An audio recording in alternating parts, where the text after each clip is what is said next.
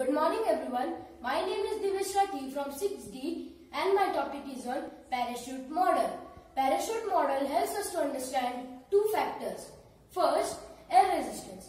Air resistance is the pressure applied by the air particles, or also we can say that it is the friction opposing force applied by the air particles.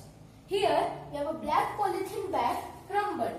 So when we drop it, the air particles go into the gaps and apply friction so as to open the parachute.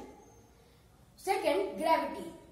Gravity is very important here as it increases the speed, and because of that the air resistance occurs. Now here the ring magnet supports the gravity because the ring magnet has less surface, so air resistance cannot be more and it has more mass to offer gravity. Now when we drop it again, this time it also causes the threads to cause velocity. They go in one direction only, so that is why the parachute goes also in the one direction.